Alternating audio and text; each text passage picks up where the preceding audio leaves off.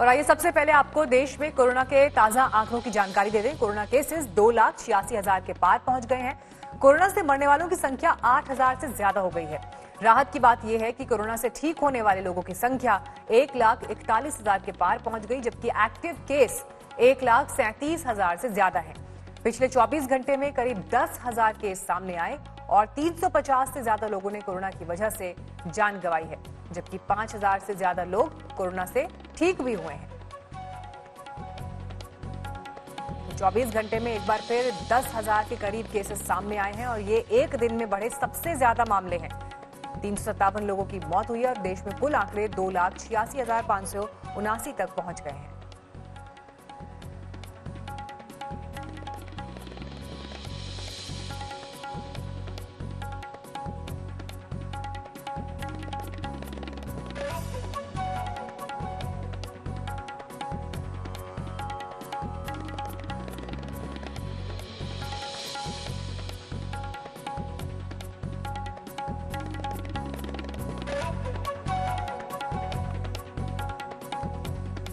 किस राज्य में कोरोना के कितने आंकड़े हैं ये भी आपको बता देते हैं। महाराष्ट्र में कोरोना के केस 94,000 के पार हैं, जबकि दिल्ली में 32,000 से ज्यादा केसेस हैं। तो ये राज्यवार स्थिति भी आपको हम बता रहे हैं कोरोना के केसेस की।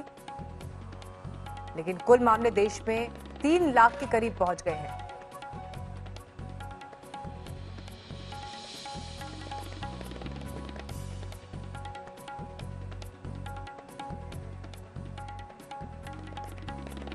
अब इस आंकड़े पर भी एक नजर डालिए। देश में कोरोना के मामले 3 लाख के करीब पहुंच गए हैं, जबकि पहले 1 लाख केस 18 मई तक थे और उसके बाद अगले 1 लाख तक आंकड़े पहुंचे हैं महज 14 दिन के अंदर। 14 दिन के अंदर ही ये आंकड़े बढ़ गए और अब 10 दिन के अंदर ही ये आंकड़े फिर बढ़कर 3 लाख के करीब पहुंच गए हैं। बढ़ते आगे अब रुक करते हैं राजस्थान का, जहां पर कोरोना काल में भी सियासी मुसीबत अनलॉक हो गई है। 3 सीटों पर राज्यसभा चुनाव से पहले राजस्थान में विधायकों की खरीद फरोख्त के आरोप लग रहे हैं। राजस्थान के मुख्यमंत्री अशोक गहलोत ने आरोप लगाया है कि उनके और निर्दलीय विधायकों को 25 करोड़ रुपए का लालच दिया जा रहा है और इसीलिए सभी विधायकों को जयपुर के शिवविलास होटल में रखा गया है। सीधे मुख्यमंत्री का यह आरोप लगाना राजस्थान की सियासत को एक बार फिर उनके इस बयान ने गरमा दिया। हालांकि उनका कहना है कि खरीद फरोख्त की कोशिश हुई, लेकिन हमारे विधायक समझदार हैं और वो इस झांसे में आने वाले नहीं हैं। मध्य प्रदेश के 22 MP गए वाली 22 MLA गए, उनकी बहुत दुर्गति हो रही है। वो लोग वहाँ घुसने वाले क्षेत्र के अंदर लोग कहते थे 25 करोड़ में भेजे लोग हो, किस पूछा है वापस 5 साल ही भेजा हमने आपको, अब आ गए जल्दी क्यों आए भाई। और बीजेपी वाले टिकट नहीं दे पा रहे उनको, क्योंकि वहाँ के बीजेपी खुद का कैडर है, वो कहता हम कहाँ जाएंगे। आज 200 पेज चुनाव नहीं हो रहे वहाँ पर, कैबिनेट नहीं बन पा रहा मध्य प्रदेश के अंदर। तो यही खेल यहाँ खेला जा रहा था। हमारे विधायक बहुत समझदार हैं, वो समझ गए और खूब उनको लालच लोग देने की कोशिश की गई। मेरे घर इस बात का है कि 6 BSP के विधायक आए हमारे साथ, 13 विधायक आए निर्दलीय। हिंदुस्तान के इतिहास में पहला राज्य राजस्थान है जहाँ पर 1 रुपये का सौदा नहीं होता। मुख्यमंत्री जी के बयानों से ऐसा लगता तो था कि वो चिंतित भी हैं और शंकित भी हैं, लेकिन उन शंकाओं को आज प्रमाण मिल गया। यदि सरकार पूरे तरीके से सुरक्षित है, अंतर्कलह नहीं है और किसी तरीके का खतरा नहीं है, तो 10 दिन तक किस तरीके से विधायकों को इतने लंबे अरसे तक वो रखेंगे, तो मुझे लगता है कि आज प्रत्यक्ष को प्रमाण की आवश्यकता नहीं है। इस बात से साबित हो गया कि सरकार अपने आप को असुरक्षित महसूस कर रही है। भले ही वो बीजेपी पर आरोप लगाएं, लेकिन उनका खुद का घर सुरक्षित नहीं है, उनको अपने विधायकों पर भरोसा नहीं है और इसीलिए इस तरीके की नौबत आज कांग्रेस पार्टी के भीतर आई है। तो बीजेपी के प्रदेश अध्यक्ष सतीश पूनिया को आप सुन रहे थे, उन्होंने उल्टा राजस्थान सरकार पर ही आरोप लगाए। लेकिन इस बीच आंकड़े बहुत कुछ कहते हैं। अगर आप आंकड़ों पर नजर डालें तो 200 विधानसभा सीटें हैं राजस्थान की विधानसभा में और इसमें से कांग्रेस के पास 107 हैं, तो वहीं बीजेपी के पास 72 सीटें, निर्दलीय के पास 12 और 9 सीटें अन्य के खाते में हैं। कांग्रेस के पास बहुमत का आंकड़ा मौजूद है, तो ऐसे में सरकार को कोई खतरा नहीं, स्पष्ट बहुमत की स्थिति है। लेकिन आरोप अपने आप में ये बहुत अहम, जब मुख्यमंत्री सीधे ये कह रहे हैं कि बीजेपी की तरफ से विधायकों को तोड़ने की कोशिश हो रही है। कोरोना काल में अब राजनीति भी अनलॉक हो गया है। राजस्थान के कांग्रेस के विधायकों और कांग्रेस सरकार को समर्थन कर रहे निर्दलीय विधायकों को कांग्रेस पार्टी ने इस शिवविलास रिजॉर्ट में क्वारंटाइन कर दिया है। कांग्रेस का आरोप है कि बीजेपी की तरफ से उनको समर्थन दे रहे निर्दलीय विधायक बहुजन समाज पार्टी से कांग्रेस में आए कुछ विधायकों को 25 से 35 करोड़ रुपए के ऑफर दिए जा रहे हैं राज्यसभा चुनाव में बीजेपी के कैंडिडेट को वोट देने के लिए। राजस्थान सरकार के मंत्री हैं, जो मुख्य सचेतक हैं महेश जोशी, वो डीजीपी को चिट्ठी लिखते हैं कि विश्वस्त सूत्रों से पता चला है कि हमारे विधायकों को ऑफर दिया जा रहा है। राजस्थान के मुख्यमंत्री आरोप लगा रहे हैं, लेकिन अजीब बात है कि ना तो उस पत्र में किसी विधायक का नाम है कि किसको ऑफर किया गया, ना ही शिकायत में है, जबकि सरकार इनकी है। दरअसल इस तरह की बातें लंबे समय से चल रहा है कि राज्यसभा चुनाव में कांग्रेस के अंदर तोड़फोड़ हो सकती है।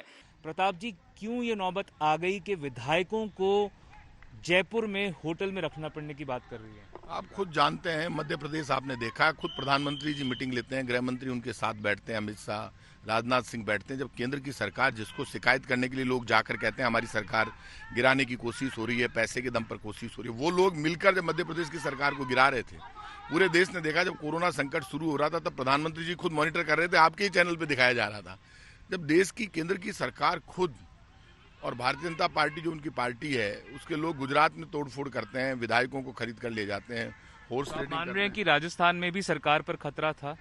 नहीं, खतरा था या नहीं था, लेकिन ये अलर्ट मोड पर मुख्यमंत्री अशोक गहलोत ने और ऑल इंडिया कांग्रेस कमेटी के प्रभारी आए मिस्टर रणदीप सुरजेवाला और तमाम लोगों ने, प्रदेश कांग्रेस के अध्यक्ष सचिन पायलट, तमाम लोग, कल वहाँ मीटिंग हुई और मीटिंग में ये तय हुआ कि भाई बाकी तो आते जाते रहेंगे, वो कोई इतना बड़ा नहीं है, लेकिन होटल में रहें तो काफी लोग कल सामान लेकर नहीं गए। फैसला क्या आम सहमति से बना है मुख्यमंत्री उप मुख्यमंत्री रणदीप सिंह सुरजेवाला? एक बात आप मानकर चलिए, ऑल इंडिया कांग्रेस कमेटी के दिशा निर्देश पर ही सब काम होता है। निश्चित रूप से मुख्यमंत्री हो चाहे प्रदेश कांग्रेस अध्यक्ष हो, सब ऑल इंडिया कांग्रेस कमेटी के टच में रहते हैं। ये राज्यसभा का इलेक्शन है और ऐसे में भारतीय जनता पार्टी का जो लगातार व्यवहार रहा है पूरे देश में, लोकतंत्र को कमजोर करने की कोशिश, राज्यसभा में बहुमत लेने के लिए विधायकों को पैसे देकर, लालच देकर और तोड़फोड़ करना, वो काम गुजरात में किया। हम तो राजस्थान सरकार यहां पर गंभीर आरोप बीजेपी के ऊपर लगा रही है। खुद मुख्यमंत्री ने यह कह दिया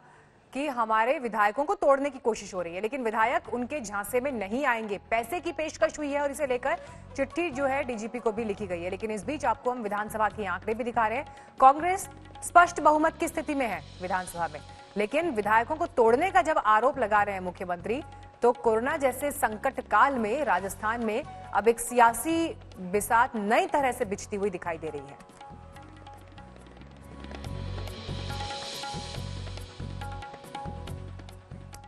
और कोरोना संकट के बीच मध्य प्रदेश में 24 सीटों के लिए उपचुनाव की सियासत भी तेज हो गई है।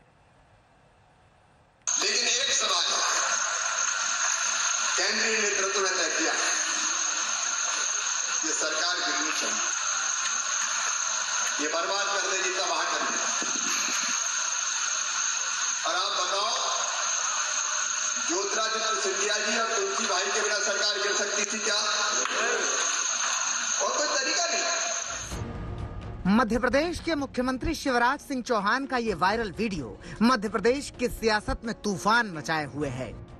बताया जा रहा है कि ये वीडियो 8 जून को इंदौर के सांवेर में रेजिडेंसी कोठी का है, जहां शिवराज सिंह चौहान बीजेपी कार्यकर्ताओं को संबोधित कर रहे थे। यहां शिवराज सिंह चौहान वीडियो में स्वीकार कर रहे हैं कि बीजेपी के केंद्रीय नेतृत्व ने तय किया कि मध्य प्रदेश की कमलनाथ सरकार को गिराना है, और इसमें तब कांग्रेस के दिग्गज नेता रहे तुलसी सिलावट और ज्योतिरादित्य सिंधिया की भूमिका अहम होगी। फिर से सुनिए इस ऑडियो को। लेकिन एक सवाल केंद्रीय नेतृत्व ने तय किया, ये सरकार की नीचे, ये बर्बाद कर दे जितना वहां कर दे। और आप बताओ, ज्योतिरादित्य सिंधिया जी और तुलसी भाई के बिना सरकार गिर सकती थी क्या? और कोई तरीका नहीं। शिवराज सिंह चौहान का ये वीडियो वायरल हुआ तो कांग्रेस के सारे तीर कमान से निकल आए। एक बिका हुआ मंत्री जो स्वास्थ्य मंत्री था, जिसकी जिम्मेवारी थी, वो बिक गया था, उसने षड्यंत्र रचा था, ये हमारे आरोप थे अभी तक, पर ये आज के मुख्यमंत्री ने स्वीकार कर लिया उनके वक्तव्य से। तो मैं मानता हूं कि इंदौर शहर की जनता और मध्य प्रदेश की जनता इस बात को देखे, समझे। दरअसल मध्य प्रदेश में 24 सीटों पर विधानसभा के उपचुनाव होने हैं। इनमें इंदौर की सांवेर विधानसभा सीट भी है। इसी सीट पर चुनाव प्रचार के लिए शिवराज सिंह चौहान पहुंचे थे, लेकिन कांग्रेस की ओर से अब प्रण लिया गया है कि सांवेर सीट वो हर हाल में जीतेंगे। सांवेर का चुनाव लोकतंत्र की हत्या का चुनाव, लोकतंत्र के सम्मान के लिए कांग्रेस पार्टी को जीतना है, इसके लिए भी हम दृढ़ संकल्पित हुए हैं। तुलसीराम सिलावट या बिकाऊ राम मिलावट, हर हालत में चुनाव नहीं जीतने देंगे, ये हम सब प्रतिज्ञा लेते हैं एक एक कांग्रेस जन के साथ। मध्य प्रदेश में कोरोना संकट के बीच भी चुनावी बयार तेज बह रही है। 24 सीटें बेहद अहम है। इन सीटों का परिणाम मध्य प्रदेश की सियासत को बदलने वाला साबित हो सकता है। इंदौर से धर्मेंद्र के साथ आज तक ब्यूरो। दिल्ली में कोरोना की रफ्तार तेज हो गई है। दिल्ली में 24 घंटे में संक्रमितों की संख्या में रिकॉर्ड तोड़ बढ़ोतरी हुई। साथ ही 24 घंटे में 48 लोगों की जान गई है। कोरोना की रफ्तार कैसे कम की जाए, इसी मसले पर दिल्ली के सीएम अरविंद केजरीवाल ने गृह मंत्री अमित शाह से मुलाकात की।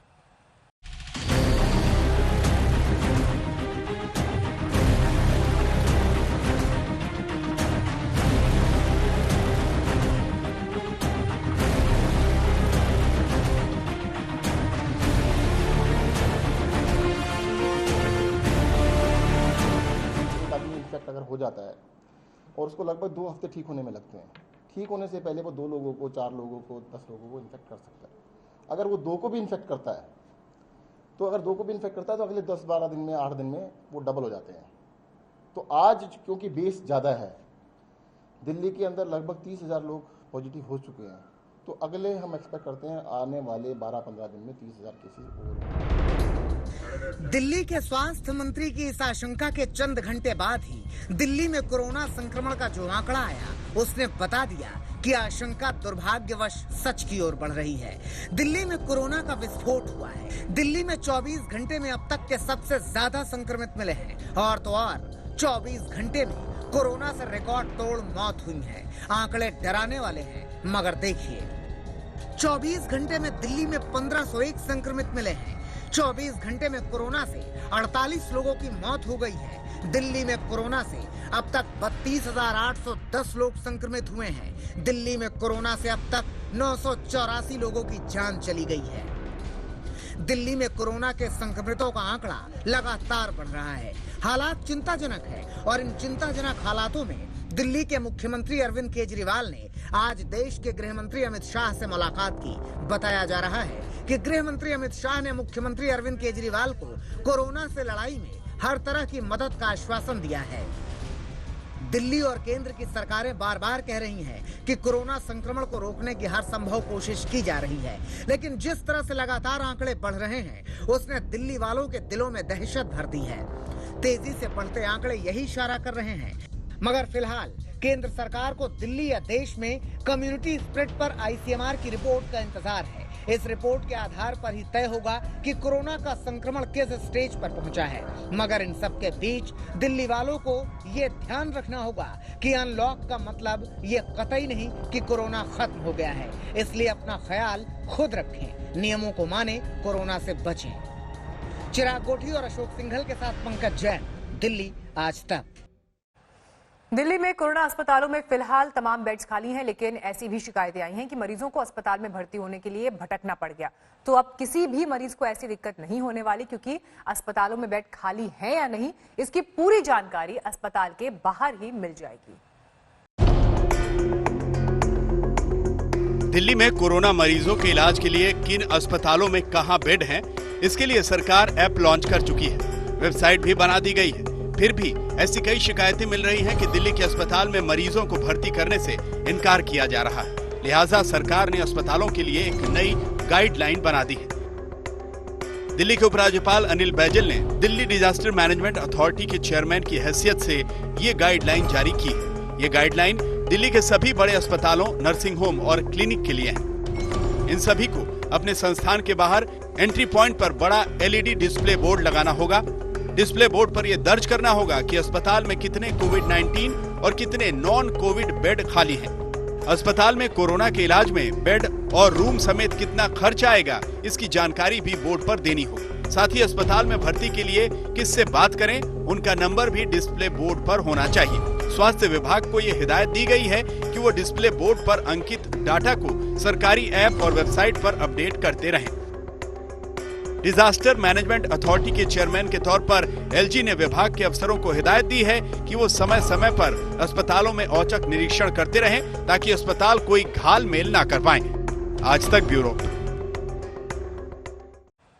और अब बात यूपी के शिक्षक घोटाले की, जो राज्य के कई जिलों में लगातार सुर्खियों में बना हुआ है। अनामिका शुक्ला के नाम पर 25 पदों पर नौकरी ली गई, 1 करोड़ की सैलरी भी उठा ली गई।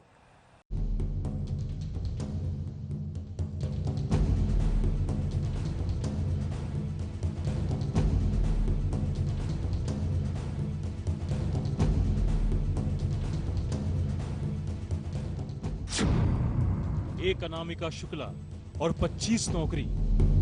जी हां, एक ही अनामिका शुक्ला यूपी के अलग अलग जिलों में कर रही थी 25 जगहों पर नौकरी। 13 महीनों में सरकारी तिजोरी से 1 करोड़ सैलरी भी ले ली। यकीन करना बेहद मुश्किल है कि आखिर कैसे कोई एक चेहरा 25 सरकारी पदों पर नौकरी कर सकता है। ये इत्तेफाक भी कैसे हो सकता है कि सभी महिला टीचर का नाम एक हो, पिता का नाम एक हो, सर्टिफिकेट्स भी एक ही हो। यूपी का ये गड़बड़ झाला शिक्षा विभाग के मुंह पर तमाचा है।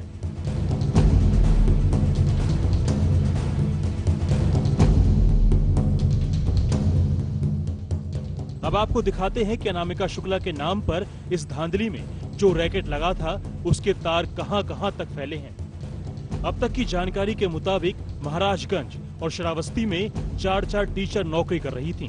बलरामपुर, देवरिया और सीतापुर में 3-3 टीचर थीं। गोरखपुर में भी 2 टीचर थीं। इन मामलों के खुलासे के बाद तमाम जिलों में प्रशासन की नींद उड़ गई है। प्रयागराज में भी उसी अनामिका शुक्ला के सर्टिफिकेट पर फर्रुखाबाद की रीना सैलरी ले रही थी। वो 6 जून को ही व्हाट्सएप पर इस्तीफा भेजकर गायब है। रायबरेली की फर्जी अनामिका शुक्ला ने भी व्हाट्सएप पर इस्तीफा भेज दिया और गायब हो गई। कासगंज में तो पुलिस ने प्रिया जाटव नाम की एक लड़की को गिरफ्तार भी कर लिया है। सरकार कह रही है कि इस फ्रॉड में शामिल लोगों पर सख्त कार्रवाई होगी। कुल मिला के इन चारों जगहों पर लगभग 5 लाख रुपए तक का भुगतान हुआ है। उस मामले की हम जांच कर रहे हैं। इन शिक्षिकाओं का जिन्होंने इन अभिलेखों का इस्तेमाल किया है, जिस शिक्षिका का अभिलेख है, इनके सबके खिलाफ FIR दर्ज कराने के आदेश दे दिए हैं और हम उन अधिकारियों की भी भूमिका की जांच कर रहे हैं जिनको इस मामले को देखना चाहिए था, जिनकी लापरवाही के कारण ऐसा हुआ है। जांच के आधार पर उनके खिलाफ भी कार्रवाई करें।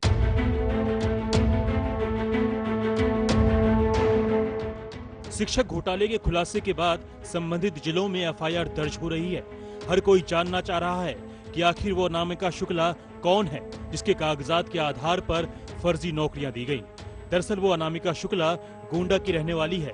जब उन्हें अपने नाम पर इस बड़े रैकेट और घोटाले का पता चला तो उनके पैरों तले जमीन खिसक गई। हैरानी की बात ये कि असली अनामिका कहीं कोई नौकरी नहीं कर रही हैं। क्या कोई अंदाजा लग पाया इन 5 जिलों में से कहां से गायब हो सकते हैं? क्योंकि डॉक्यूमेंट्स आपने देखे होंगे, थोड़ा सा कोई अंदाजा लगाओ। सर ये तो हम अपने तंत्र पे भरोसा करके दिए थे कि मेरे अभिलेखों को संभाल के रखा जाएगा। अब ये तो उनकी जिम्मेदारी है, वो जाने कहां से गायब हुआ, कैसे गायब हुआ। इस शिक्षक घोटाले में शिक्षा विभाग के कुछ अधिकारियों की मिलीभगत से इनकार नहीं किया जा सकता। यूपी STF अब पूरे मामले की जांच में जुटी है। प्रयागराज से पंकज श्रीवास्तव और रायबरेली से शैलेंद्र प्रताप सिंह के साथ शिवेंद्र श्रीवास्तव, लखनऊ, आज तक। हमारी इस खास पेशकश में आपका स्वागत है। आपके साथ मैं हूं मीनाक्षी गढ़वाल। लद्दाख में LAC पर चीन ने कदम पीछे खींचे तो बातचीत आगे बढ़ी। कल करीब 4 घंटे मेजर जनरल स्तर की बातचीत हुई और आज भी चीन के साथ बातचीत जारी रहेगी। हालांकि बातचीत का स्तर और लोकेशन अभी साफ नहीं है। कल की बातचीत को सकारात्मक बताया गया। चीन के साथ कर्नल, ब्रिगेडियर और मेजर जनरल समेत कई लेवल्स की बातचीत होनी है। बातचीत में एलएसी पर पेट्रोलिंग पॉइंट, 14 पेट्रोलिंग पॉइंट और तनाव कम करने पर बात होनी है। हालांकि लद्दाख में कुछ जगह पर चीन पीछे भी हटा है। कल भी ये बातचीत 4 घंटे तक जारी रही और आज भी ये बातचीत जारी रही। भारत और चीन के बीच आज भी सैन्य अफसरों की अहम बातचीत होने वाली है, जिसकी जानकारी हम आपको दे रहे हैं। लेकिन एक दिन पहले भी बैठक में दोनों देश आमने सामने थे। सेना के मेजर जनरल स्तर की इस बातचीत में सैन्य जमावड़ा और तनाव कम करने पर बातें हुई। बातचीत को आगे बढ़ाने पर सहमति बनी, लेकिन ड्रैगन पर भरोसा करना मुश्किल है।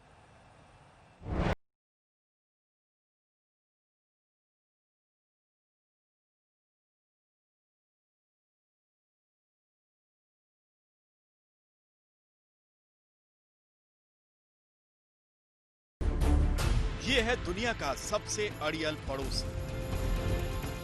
इसकी नसों में बहता है गुरूर, इसकी चाल में है दबंगई। ये है सबसे बड़ा धोखेबाज, कहता कुछ है और करता कुछ और। चीन की इसी चालबाजी पर जब भारत ने चोट की तो उसकी चालाकी धरी की धरी रह गई।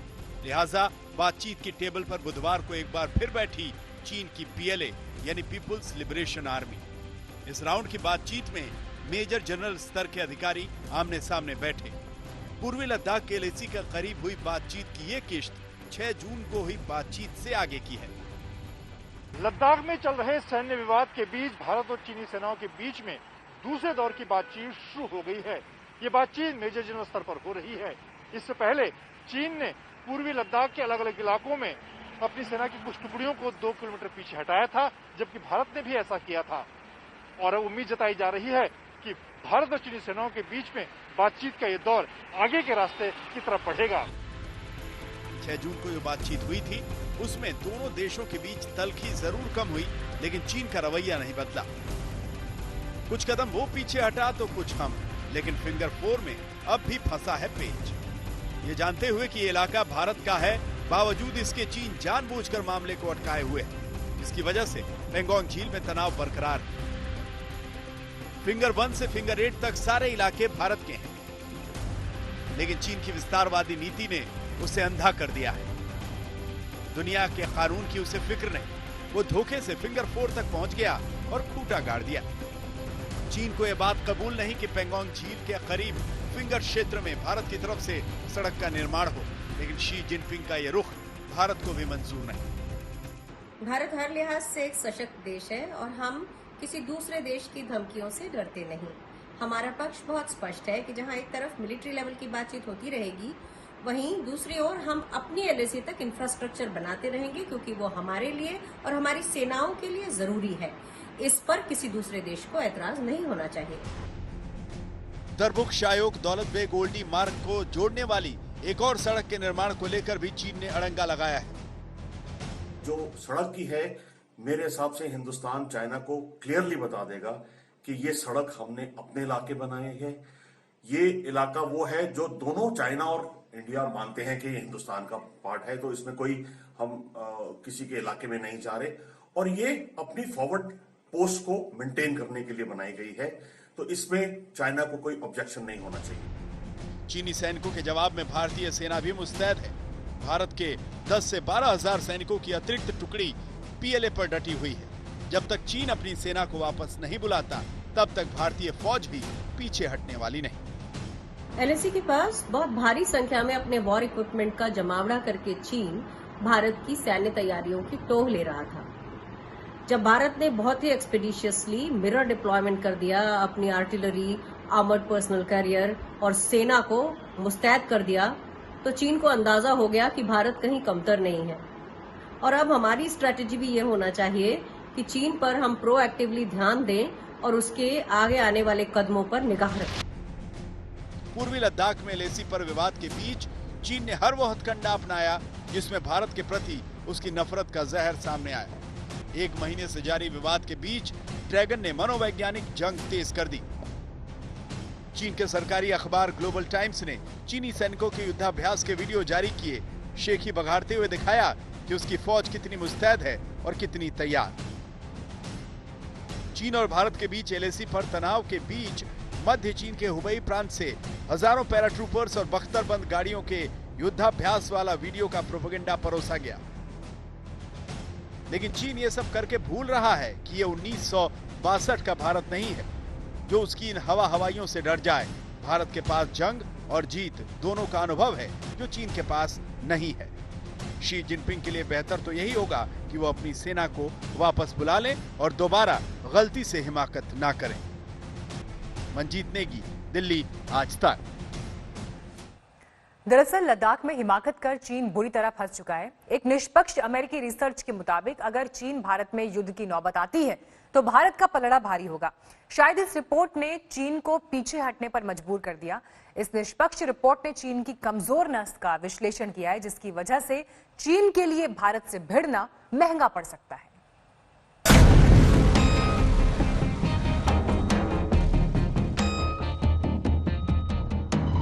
चीन चाहे जितना प्रोपेगेंडा रच ले, जितनी चाहे चालाकी कर ले, लेकिन वो इन तस्वीरों को नहीं भूल सकता।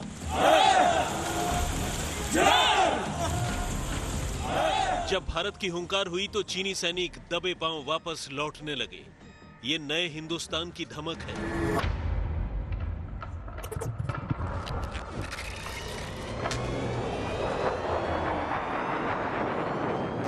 बढ़ती सैन्य ताकत, रणनीतिक कौशल और कूटनीतिक सूझबूझ से भारत ने चीन पर काफी हद तक बढ़त बना ली है। इसका आईना दिखाया है अमेरिका की एक स्टडी ने। हार्वर्ड केनेडी स्कूल के बेल्फर centre for science and international affairs ने मार्च में ही एक रिसर्च पेपर जारी किया। इसमें भारत और चीन की शक्तियों का तुलनात्मक अध्ययन किया गया है। रिसर्च का जो आकलन है उससे चीन का डर स्वाभाविक है, क्योंकि वो सच से पीछा नहीं छुड़ा सकता, हकीकत से भाग नहीं सकता। आपको दिखाते हैं कि आखिर इस रिसर्च में ऐसा क्या है जिससे चीन सदमे में आ जाएगा। अमेरिका के मैसाचुसेट्स स्थित हार्वर्ड केनेडी स्कूल की यह निष्पक्ष रिपोर्ट चीन को बता रही है कि वो भारत को 1962 वाला भारत समझने की भूल न करे। ये 2020 का भारत है। इस निष्पक्ष रिपोर्ट ने भारत और चीन दोनों की सैन्य तैयारी और सामरिक साजो सामान का गहराई से विश्लेषण किया है। एशिया के दो महारथियों की ताकत और उसके इस्तेमाल की उनकी क्षमता पर यह रिपोर्ट चौंकाने वाले दावे करती है। रिपोर्ट के मुताबिक अगर हालात बिगड़े और भारत चीन के बीच युद्ध की नौबत आ जाए तो भारत चीन पर 20 साबित होगा। अपनी उत्तरी सीमा पर भारत चीन को धूल चटा सकता है। इस नतीजे तक पहुंचने के लिए रिपोर्ट में इन बातों को आधार बनाया गया है। चीन की कमजोरी है कि उसके सैन्य साजो सामान बिखरे बिखरे हैं। तिब्बत और झिंजियांग इलाके में अशांति है, जहां उसकी सेना उलझी हुई है। साथ ही ये भी कि चीन में चौंकाने की क्षमता नहीं है। पारंपरिक बलों के मामले में माना जाता है कि चीन ने 20,000 से 2,30,000 तक जवान तैनात किए हैं, लेकिन स्टडी में ये आंकड़े सच से परे लगते हैं। विश्लेषण में इस बात पर जोर दिया गया है कि चीन के लिए ये संभव नहीं कि वो अपने सैनिकों को रूस की सीमा से हटाकर भारत की सीमा पर लगा दे। उस सीमा को चीन किसी हाल में असुरक्षित नहीं छोड़ सकता है। रिसर्च के मुताबिक अब जरा भारत की स्थिति भी देख लीजिए। भारत के सैन्य ठिकाने अलग अलग हैं। चीन को केंद्र में रखकर पूरी तैनाती है। एलएसी पर करीब 2,25,000 जवान तैनात हैं। रिसर्च में इस बात पर गौर किया गया है कि भारत ने अपनी तैनाती चीन से निपटने के लिए की है। अब आपको बताते हैं कि भारत और चीन की थल सेना की हकीकत क्या है। भारत ने नॉर्दर्न आर्मी कमांड में 34,000 जवानों की तैनाती की है। सेंट्रल आर्मी कमांड में 15,500 जवान तैनात हैं और ईस्टर्न आर्मी कमांड में 1,75,000 जवान मुस्तैद हैं। यानी भारत के 2,25,000 जवान चीन से मोर्चे के लिए डटे हैं। अब आपको दिखाते हैं चीन की असलियत। तिब्बत मिलिट्री डिस्ट्रिक्ट में 40,000 जवान तैनात हैं। झिंजियांग मिलिट्री डिस्ट्रिक्ट में 70,000 जवानों की तैनाती है और वेस्टर्न थिएटर कमांड में 90,000 से 1,20,000 जवान तैनात हैं। सोवरेनिटी और टेरिटोरियल इंटीग्रिटी एक बहुत पवित्र सब्जेक्ट है उसके लिए भारत कभी पीछे नहीं हटेगा और इंडियन सिक्योरिटी फोर्सेस तैयार है, अलर्ट है, प्रिपेयर्ड है और किसी भी चुनौती को सामना करने के लिए तैयार है। इस स्टडी में दोनों देशों की परमाणु क्षमता पर भी गौर किया गया है। भारत पहले परमाणु हथियार का प्रयोग न करने की नीति पर चलता है, लेकिन जवाबी हमला करने से उसे कोई नहीं रोक सकता और चीन को रणनीति बनाते समय इसकी आशंका हमेशा ही रहेगी। रिसर्च के मुताबिक भारत ने अपनी वायुसेना, थल सेना और नौसेना को इतने अलग अलग और गुप्त ठिकानों पर लगा रखा है कि चीन के लिए हालात और भी मुश्किल हैं।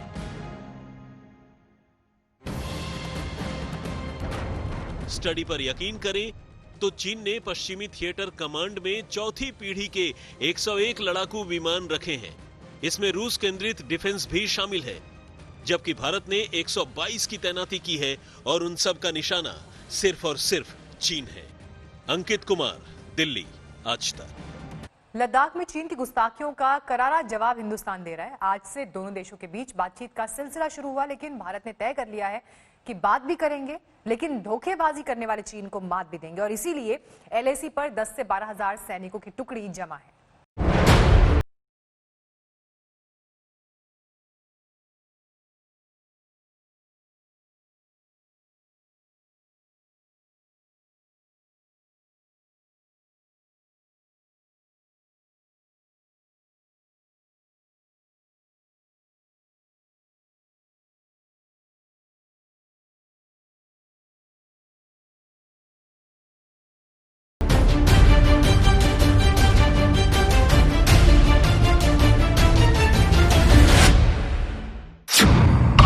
लद्दाख में चीन पीछे हटा है, चीनी चाल नहीं। लद्दाख के पार अभी भी डटे हैं 10,000 चीनी सैनिक। बड़ी संख्या में हथियारों और टैंक तोप की तैनाती चीन ने आखिर LAC पर क्यों की? फाइटर बॉम्बर स्क्वाड्रन से चीन की नीयत पर सवाल। पूर्वी लद्दाख में चीन कुछ पॉइंट्स पर पीछे तो हटा है, लेकिन आज भी चीन पर रत्ती भर यकीन नहीं किया जा सकता। उसका कोई भरोसा नहीं है कि कब धोखे का ड्रैगन पीछे से डस ले।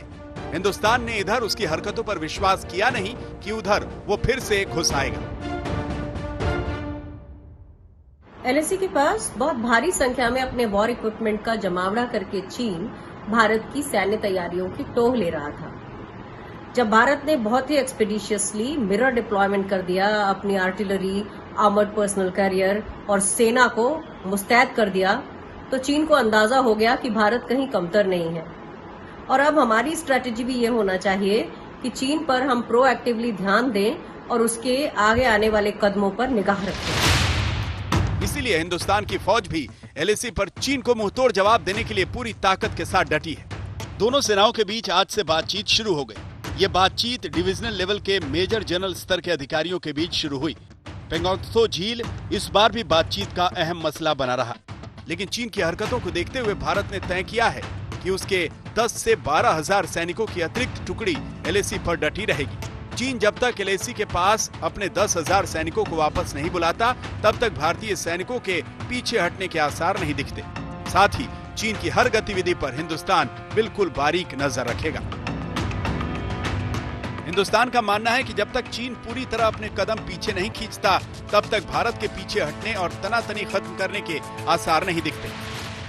लद्दाख में चल रहे सैन्य विवाद के बीच भारत और चीनी सेनाओं के बीच में दूसरे दौर की बातचीत शुरू हो गई है।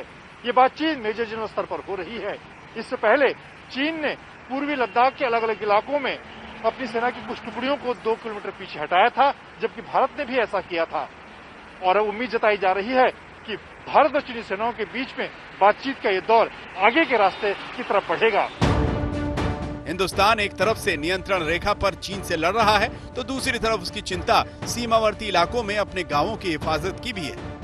अब वहां के सांसद से सुनिए कि कैसे चीन LAC पर स्थानीय लोगों को डरा धमकाकर उनकी चरागाह की जमीन पर कब्जा कर लेता है।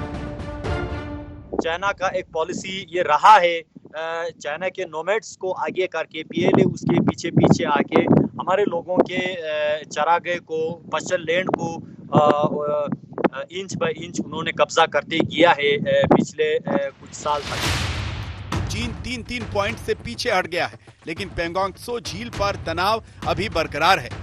इसके किनारे पर फिंगर 1 से फिंगर 8 तक सारे इलाके भारत के हैं, लेकिन चीन की बदमाशी देखिए कि चीन फिंगर 4 तक अपनी सीमा को मानता है। वो यहां तक मई में चला आया, लेकिन हमारी सेना ने पहले ही तय कर लिया है कि किसी भी कीमत पर अपने देश की 1 इंच जमीन पर भी चीन के नापाक पैर नहीं पड़ने देंगे। मैं आपको यकीन दिलाना चाहता हूं बहनों भाइयों, हम लोग किसी भी सूरत में भारत के सम्मान और स्वाभिमान पर चोट नहीं पहुंचने देंगे। समस्त देशवासियों को इस वर्चुअल रैली के माध्यम से मैं विश्वास दिलाना चाहता हूं। भारत की नीति रही है कि हम किसी के सम्मान और स्वाभिमान पर न चोट पहुंचाने की कभी कोशिश करते हैं और न हम अपने मान सम्मान और स्वाभिमान पर चोट बर्दाश्त कर सकते हैं। यह हमारे भारत का चरित्र है। हालांकि चीन के विदेश मंत्रालय की तरफ से बार बार कहा जा रहा है कि दोनों देश मिल बैठकर सुलह कर लेंगे, लेकिन चीन की करनी और कथनी में बड़ा फर्क है। हाल फिलहाल में देखें तो चीन ने कोरोना से लड़ने के लिए आए 1/4 पीपीई किट्स घटिया भेजे। चीन ने पाकिस्तानी कब्जे वाले कश्मीर से होकर $46 बिलियन का आर्थिक कॉरिडोर बना लिया। मसूद अजहर को अंतर्राष्ट्रीय आतंकी बताने की भारत की कोशिशों के खिलाफ खड़ा हो गया। न्यूक्लियर सप्लायर ग्रुप यानी NSG में भारत के शामिल होने की उम्मीदों पर चीन ने कूटनीतिक पानी फेर दिया। इसलिए चीन चाहे जैसी भी मीठी मीठी बातें करें, उसके जहन में भरे दुश्मनी के जहर को हिंदुस्तान पहचान गया है। मंजीत नेगी, दिल्ली, आज तक। पिछले महीने की 5 तारीख को जब चीन ने चोरी छिपे लद्दाख में घुसने की कोशिश की तो सोचा कि कोरोना से जूझते हिंदुस्तान का फायदा उठा लेगा, लेकिन हमारे जांबाजों ने तुरंत ही चीन को करारा जवाब दिया। भारत की अड़जाने की आदत से चीन के कदम लड़खड़ाने लगे।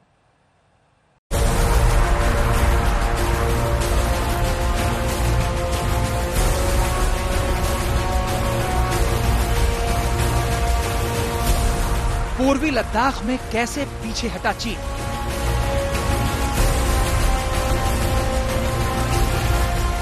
कैसे भारत ने चीन को धकेला पीछे?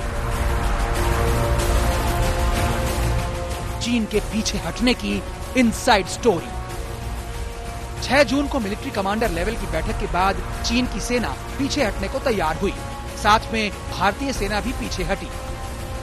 चीन की सेना गलवान घाटी इलाके में पेट्रोलिंग पॉइंट 14 और 15, हॉट स्प्रिंग में पेट्रोलिंग पॉइंट 17 से 2 से 2.5 किलोमीटर तक पीछे हटी। चीनी फौज के पीछे हटने के पीछे भी एक कहानी है। दरअसल 5 और 6 मई को पूर्वी लद्दाख में हिंसक झड़प के बाद चीनी सैनिकों ने LAC पर अपनी तादाद बढ़ा दी। उन्हें तेजी से बढ़ते देख भारतीय फौज भी चीन के मुकाबले कुछ ज्यादा बड़ी संख्या में LAC की तरफ कूच कर गई। इससे चीन पर दबाव बना। भारत ने अपना स्टैंड बड़ा फर्मली रखा है और वो बहुत अच्छी बात है। और अभी मीटिंग्स हुई हैं जनरल लेवल के ऊपर, और मीटिंग्स चल रही हैं। मीटिंग्स होंगी, उसमें कोई बात नहीं है, ब्यूरोक्रेटिक लेवल पे होगी, मिनिस्टीरियल लेवल पे हो सकती है, चाहे मीटिंग जितनी हो। पर जो भारत ने कहा है कि उनके जो 10,000 ट्रूप्स उन्होंने इंडक्ट किए हैं और वेपन्स, हैवी आर्टिलरी और जो मैकेनाइज्ड इन्फेंट्री और जो व्हीकल्स जो उन्होंने इंडक्ट किए हैं, उनको निकालना पड़ेगा। उधर चीन ने दबाव बनाया, लेकिन उस दबाव में भारत नहीं आया। 5 मई की शाम झील के उत्तरी किनारे पर फिंगर 5 इलाके में चीनी सैनिकों के पहुंचने की खबर आई तो भारतीय सेना के जवान भी पहुंच गए। दोनों तरफ से झड़प हुई, लेकिन फिर बड़े अफसरों ने मामला शांत करा दिया। लेकिन चीनी सेना धीरे धीरे फिंगर 4 तक पहुंच गई। ऐसी खबर है कि 22 और 23 मई को इस समस्या को निपटाने के लिए दोनों पक्षों में बातचीत हुई, जो बेकार गई। फिर 2 जून को डिविजनल कमांडर स्तर के अधिकारियों में बातचीत हुई, लेकिन इस बार भी नतीजा कुछ नहीं निकला। फिर 3 जून को थोड़ी कामयाबी मिली जब चीन की सेना 2 किलोमीटर पीछे हटी। चीन इस बात पर जबरदस्ती कर रहा था कि भारत सीमावर्ती इलाकों में सड़क और रक्षा से जुड़े काम बंद कर दे, लेकिन भारत ने साफ कर दिया कि अपने इलाके में वो अपनी मर्जी से कुछ भी करेगा। 1999 में पाकिस्तान से करगिल युद्ध शुरू हुआ तो इस बेस से भारतीय सेना को दूसरी तरफ तैनात कर दिया गया। भले ही भारत लद्दाख में चीन के साथ बातचीत की टेबल पर आगे बढ़ रहा है, लेकिन भारतीय सेना को इस बात का भी आभास है कि चीन ने अपने इलाके में 10,000 से ज्यादा सैनिकों की तैनाती और बड़े हथियारों समेत लड़ाकू विमान भी तैनात किए हैं।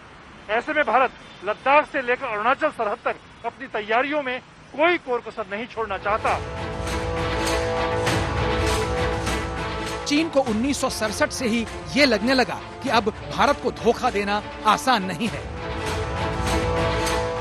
1967 में सिक्किम के मोर्चे पर भारतीय सेना ने चीन के खिलाफ 2 भयंकर लड़ाइयां लड़ी थी।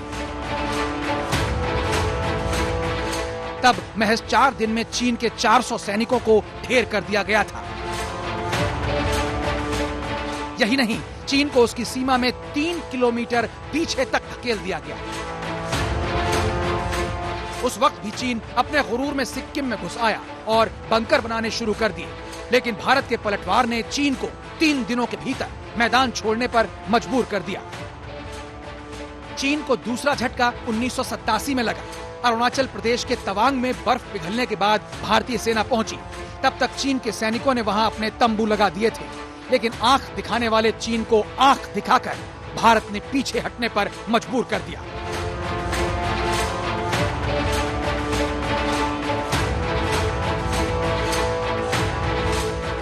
वो चीन 2017 का डोकलाम विवाद कैसे भूल सकता है। 1967 की तरह वो भूटान के पास डोकलाम में सड़क बनाने आ पहुंचा था, लेकिन भूटान ने एक अपील की और भारतीय सेना ने ड्रैगन को उसकी औकात दिखा दी।